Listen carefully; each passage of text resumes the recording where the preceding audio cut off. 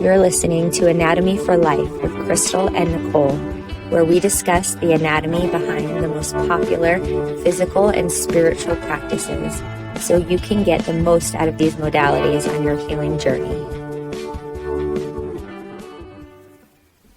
Welcome to our podcast today. I'm Crystal. And I'm Nicole. And we have a special guest with us, Beth Williams. Hello. So we're just going to take our first 10 seconds like we do and tune in. So if you're driving, keep your eyes open. Otherwise, close your eyes. Take a deep breath through your nose. As you exhale, clear out anything before this very moment.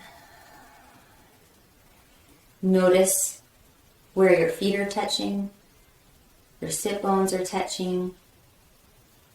Notice if the palms of your hands feel cold or warm. Allow for one more deep inhale.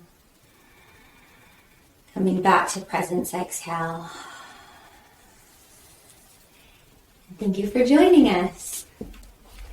So, I want to tell you about my friend Beth. It's so nice of you to come. We're so grateful for you to come and share on this podcast with us. So, Beth is a longtime yoga, meditation teacher, massage therapist. And most importantly, right now, she has her own podcast, which we will link in the show notes, called Surf the Cosmos. It's one of my personal favorites. And if you follow me, I share a lot of little clips from it. And also an energy worker. Yeah. She used to train people in Reiki. I don't know if you're still running Reiki trainings right now. Yeah. Yeah, sometimes. Yeah. So we will link all the ways that you can connect with her in the show notes later and tag her in this stuff. But we're so excited to have her. Just a wealth of knowledge. We appreciate it. Thank you. I'm so happy to be here. Thanks. Yeah, thanks so much for joining us, Beth. I think one thing that I want to remind all of our listeners about before we get started is that the whole purpose of this podcast is really to help people who are listening along their healing journey, wherever that may be. And us linking the anatomy into it and how we can find healing within ourselves.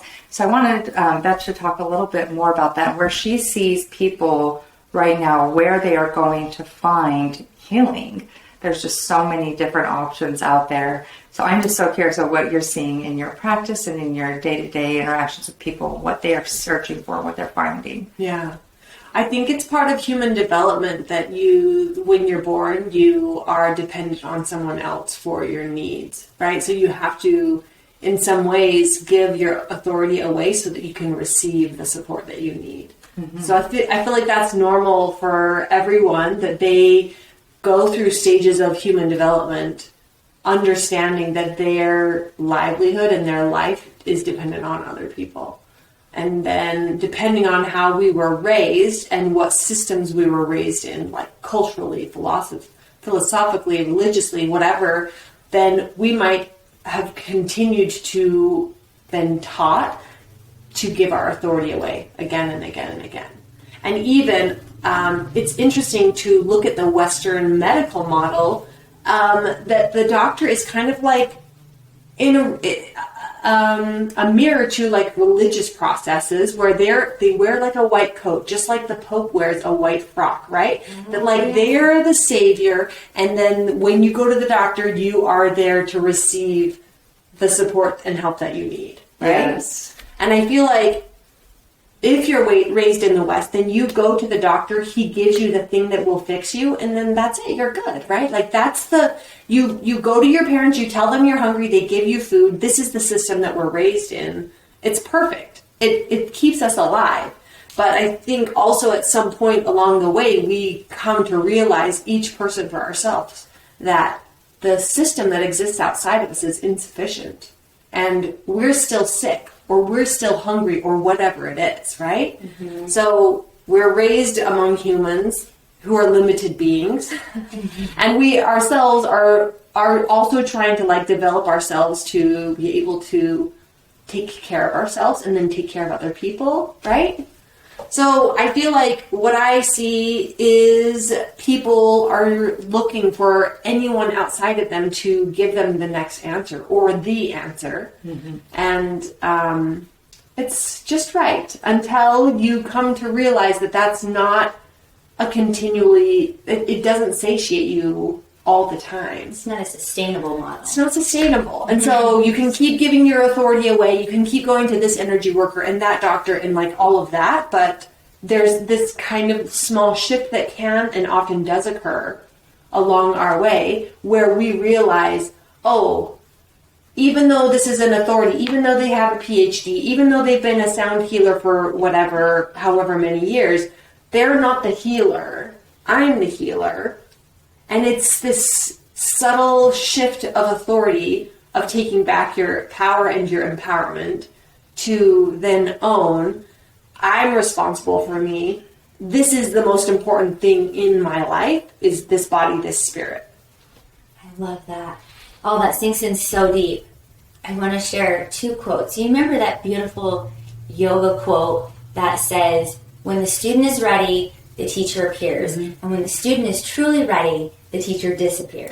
And I don't know how much that's been plagiarized or where the original source is. So tell me in the comments below. But it's just such a mind-blowing concept. And then I want to quote Beth in the subject she wanted, us to speak about today, which is, you are the keystone. You're the answer. Will you say that sentence again? Yeah, I think I said, you are the touchstone. Yes. You are the healer. You are the hero you've been looking for. Oh, it gives me chills. And I also am so curious about how that plays into your energy work and your Reiki work, because I know that you have a specific philosophy there that I just love hearing about, and I love hearing these stories. So what does that look like when you approach someone who has a philosophy like that? It can be frustrating for the client who's looking for answers and wants that magic pill and answer outside of themselves. You may not be the healer they come to initially. She may be the healer. You're not the healer they thought they wanted, but you're the healer they need. Yeah. I feel like there have been clients that I've had who have looked at me like I was the guru. And I did the same thing to people that I would go to. I would go to like massage therapists and energy workers and psychics and stuff like that. And I would tell myself, they are tapped into source. So they are like, whatever they say is the truth. And it's a higher truth than like anything else I could find. Right? Yeah. But I think that there's this book called Transsurfing Reality. Okay. And it's a fun book. It's kind of like The Secret. It's like this is how you manifest what you want. Okay. And one of the ideas in that book is the idea of excess potential. And it's this idea that any time that you put someone on a pedestal that they actually don't deserve, like they're just a human, anytime you put somebody on a pedestal, they are going to show you, or the laws of the universe are going to balance that out for you. They're going to show you that they are not as special as you think they are, right? And so in the book, it's kind of proposed this way that like, if you meet someone and they are the best thing you've ever seen and you're so romantically interested in them and you tell yourself all sorts of things like, they're the best thing ever, they're perfect, they're my love, they complete me, then they are going to show you that they are not. Like the laws of the universe are going to balance that out until they're just a human to you again. Right? Yes. And so it's the same with anybody that we go to, a shaman, a guru, an energy worker. Like if you give all of your authority over to one energy worker and you're like, that's it, I'm going to see her every week. She's going to, she's going to show you that she is not. And it's going to come out in like I've had people, I take notes for my clients when they come to me for a session. And they can take those home and they'll like take them to their therapist and like work through stuff with their therapist. Like it's like the gospel truth to them, which is whatever. Like you can alchemize whatever information comes to you for whatever it's going to get used for, right? So that's not wrong or anything. But I have had some people, and I've had conversations with friends who are energy healers, that they were like, no, they were like literally, I had a client that was falling in love with me. I had to like break up with them because they were falling in love with me or something like that, right? Interesting. And so Wow. if I've had clients where I'm like channeling information for them, they take those notes home, but like they're giving me too much potential. I'm just a person, right? Right. I'm doing this, but like I'm not supposed to be your guru. You're supposed to be your own guru. Right? Yeah. So there's helps along the way. Yeah. And where so you're maybe a help for them, but you're not their savior. You're but not. what I feel like what happens is not necessarily like, oh, I did it wrong or I was unethical or something, but like something in the session ends up not working out for them, or they don't like what they heard or whatever, right? In some way or another, that excess potential gets taken care of and we're back to just being humans again. Yeah. So I don't know. Yeah, you said that in such a lovely way. Sometimes it happens in a much more painful and catastrophic way than that. And I think you're right about that. I have experienced that. I know what I do at the end of sessions and when I send people away. One thing that just really keeps the authenticity there is sending clients home with tools that they themselves can begin to do under repetition and start to do some deep dives and give them homework. Yeah. Another thing I do is I never read book with someone when they're leaving. No, I don't either. I want to know what you do. It's interesting. I mean, what do I know? Everybody gets to make their own decisions, but like I talk to other energy healers. They're like, no, I have the same clients every week. Like I see the same clients on a weekly basis. Sure, and that may be fine. That may be fine. That may be the path. Yeah. For that, at that But moment. when people come to me, sometimes they're like awe-inspired, awe-struck, you know, and they'll be like, when do I need to come back? And I'm like, oh, well, if I've done my job right, then you are more empowered to make that decision for yourself. Absolutely. Right? Like, if I'm doing my job right, I'm putting myself out of business with you in particular. Right? Yeah. So I feel like it's this fun interplay that like, we need to be in connection with other people because that's who we are as humans, right? Like we're like a herd species, right? We need each other and these conversations can be illuminating and enlightening, and you can say one word and then I'll be like, oh my gosh, I need to be exactly what Crystal just said. She just unlocked a key for me, right? So we need each other. And so that's why, like, if you end up going to an energy worker sometimes or a lot, like, good for you. But we also need to deeply know ourselves. And so if there's an imbalance where you're like, no, Crystal knows so much more than I do about my truth or my healing, then that's going to need to get balanced out through the laws of the universe, because it really is supposed to be this balance of other people have keys for you. You have just as many keys for yourself. I love that because I think, it's people who go to a therapist, multiple times a week, and you think, what work for decades? You're for decades, yes. And nothing wrong with therapy. It's a great help, right? But what work are you doing on the in-between, right? Or is it just you're just always operating in crisis mode and you're just waiting for that person to give you the answer each time? Right. And how are you actually working through what you came Where's for? the integration? Yes, where's the integration? Yes. That's an interesting piece. I want to share with everyone what I shared with Beth before this podcast, what Tom Kenyon said. I just found it so beautiful because it gave words to something I had felt for a really long time, and then the things start manifesting in the physical world and you're like, yes, that's what I've been saying, thank you. And he spoke about the true treasure, the gold, the living divinity and inspiration and evolution and light is just that. It's living, it's in the people, because we are the living. And I have great respect for old texts and I pour over them and study them all the time. Everyone knows I'm great at that. But there's something to be said with that balance too, with also giving away your authority to things past. And that the truth of the light is that it is living and it is ever evolving and it's flowing. It's very much divine feminine qualities, right? Of a flow. And he says it's like you're sifting for gold. And that's to be done most importantly in each person, because we all hold a piece, and not forgetting yourself first, but also that is where the treasure truly lies. And sometimes you have to sift that out, right? And sometimes it's a little bit more hidden or difficult to find, but that's what we're doing, and that's what we should be enabling everybody to do in themselves. And that's where the treasure lies. And that really identifies with me and my spirit and my purpose, because I get that from people and I just love people and I see that light in them, and I think the worst thing we could do is point them somewhere else and say the light's over there. as opposed to... Yeah.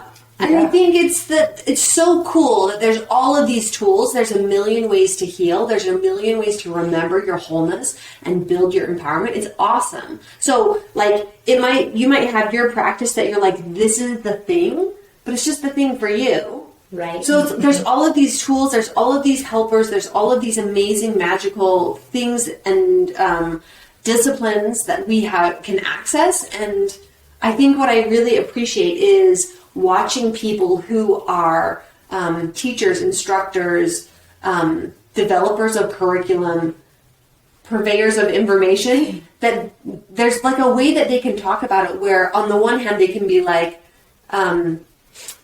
be my disciple and pay me $5,000 whatever, and then you can know all the things I know. That interests me less than people who say like, oh, you can come to my workshop, you can try this online course, but this is all about like the development of you within you. So it's like there's these offerings that are available, but this is about you figuring out the stuff for you.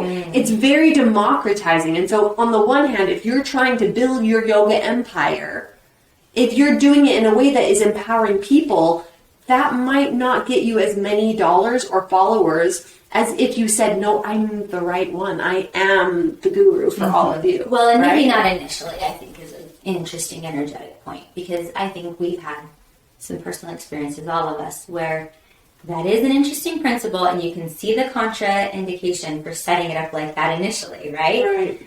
But there actually, I would propose an intrinsic value to democratizing and empowering, because the time of the Aquarian age is us sitting in a circle. Yeah. We are not in an hierarchy anymore. And so you're actually just cutting off the hand that feeds you when you don't empower people. Yeah. And that has a short-lived life expectancy, that old model, and it does, and I've seen it. And so I think we know that. But I'd like to propose that initially, that may not seem like the answer, but I know that ultimately that is the answer. It's just a higher vibration. Yeah. If you're setting yourself up and saying, hey, here's some amazing tools for you to access for your own truth and your own development, then yes, I agree that the long game of that is a much cleaner, higher vibration. Right. Yeah. And I'm glad you mentioned all these tools. So will you nail some down for us? Because you've got such great ones. So if we shift the little perspective, or we shift the paradigm to saying the answer is not outside of you, the answer is inside of you, well then we're still going to access material gurus, we're still going to be on sort of a search or a journey for maybe not the end to the means, right? But the means to the end now. Yeah. So now we're on a journey for what are the practices, what are the tools, and I'd love to hear one or two of your best tools. I want to share them. That's why I want people to I think have them. I think it's pretty great that there are so many ways to be and so many ways to experience life, because I feel like I can talk about things that matter to me right now, but it's not what mattered to me 5 years ago. You know? Oh, the practices? Like your Yeah, practices have changed. 100%. I'm with you on that. And so, therefore, like, I'm happy to share about the specific things that I do right now. Yeah. Current time. We're mining the gold in you in current time. But like we can also talk about, like, in astrology, there's this idea called progressed moons, which is another way of saying every 18 months, the way that you get your emotional needs met switches. And so, like, I'll tell you what I do, but I feel like the truth is the universe will present to you all of these opportunities for you to say yes, no, maybe. Yes, this is why I love you, because you're Yeah. so good at taking that finger and pointing it back. Yeah. So that inner knowing, Yeah. I'm trying to pull out of you some Like, tools, and you're just pointing it back right back at me. Well, people will say to me, know. like, how do I learn about chakras? So I'm happy to be like, oh, here's a couple of books, here's a Definitely. couple of podcasts, but, like, it has to be what lights you up. Because I'll be like, Right. you know, the tradition of yoga that I learned, I was like, no, this is the ultimate way of doing yoga. And then as I learned other styles of yoga, I was like, I'm learning something so profound about this other style, but this other style was snubbed by the initial way that I was trained, right? So like, I went to a vinyasa only studio and thought Bikram was like the worst thing of all time. Oh. But Bikram has taught me some things, right? And so So for right now, I really like hot yoga because the physical process of stressing my heart out is really beneficial. Like it helps me to physically purge stuff that I hold on to. I'm kind of a grudge holder. I don't really want to be a grudge holder, and I'm working through things, right? But like that helps me to physically process stress or toxicity that I hold on to. So I really like hot yoga.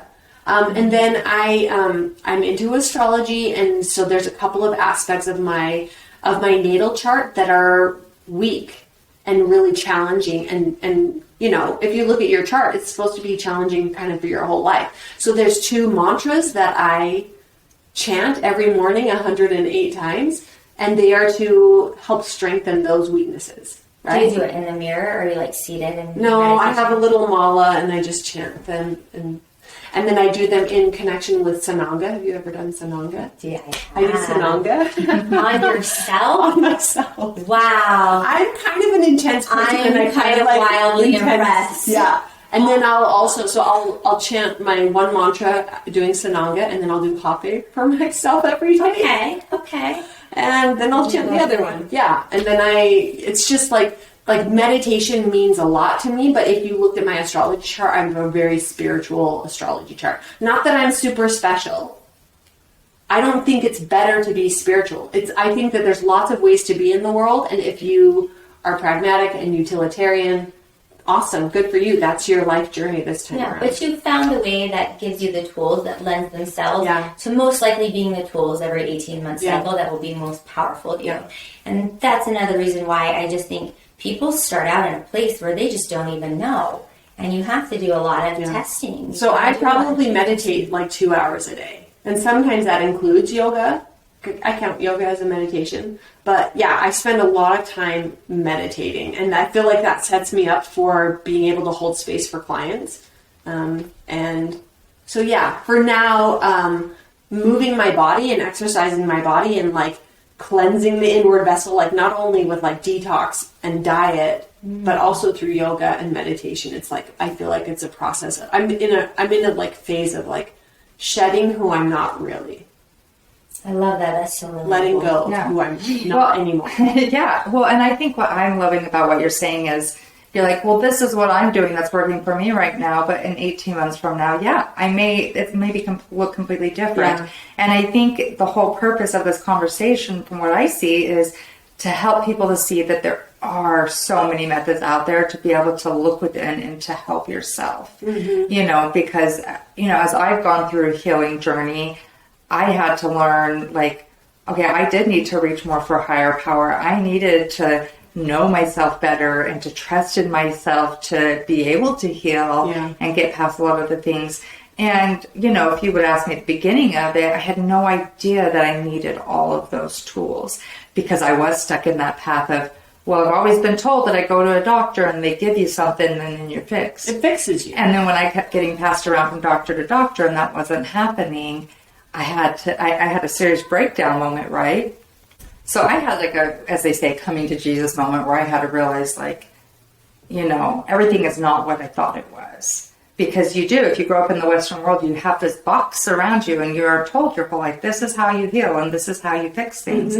And so you're forced to either have to just stay in that and be in a miserable state, which I think is what happens to a lot of people whenever they rely on somebody else. And like you said, they just roll over and say, I guess this is how my life is. This is my life. And I've met so many people as I've been through this journey who were on a similar journey as me, and that's what they were doing. And I was like, I refuse to accept that this is what my body's supposed to do.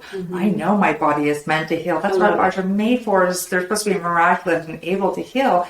And I needed to find those best ways. And over the course of 10 years now, man, I mean, there's been so many different paths that I've been on, and at certain times, some of them served me, and then I would know, I got to the point where I would learn, that's not helpful. We're all done with that now. We're done with that now. Yes. And it was it wasn't necessarily wrong. Like, what you were involved in wasn't necessarily wrong. It was just, you got what you needed out of it, and now it's time to continue your journey. Yes. I love that. Yes, and that happened to me over and over, and sometimes it would just be for a few months. But it did get me to that next step each time. And I think the point was to like keep moving, keep going forward, keep looking within, keep trying to find that source of healing And also then by doing that, you're able to be more of a light and to help others who are possibly going through the same thing as you, or even something else. You have more compassion, you have more light and love because you are moving towards that healing. Awesome. So I loved everything you said about that. And I like that you just brought that full circle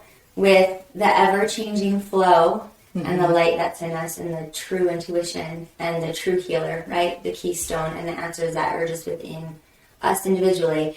And then the balance that is working in the collective and working in your personal power and having that flow and balance and having, the importance placed in the right place. So I really love that. Some things we did mention to sum up was like the energy work, the breath, the meditation, the yoga, a lot of these healing modalities out there, and you can reach out to us for more. And you can definitely get a hold of Beth in the modalities that she does. So go ahead and look below and we'll tag her in this. And we really appreciate you coming on and sharing that magical thought that I'll be pondering on all week now. Absolutely. Thank you. Yeah, you're welcome.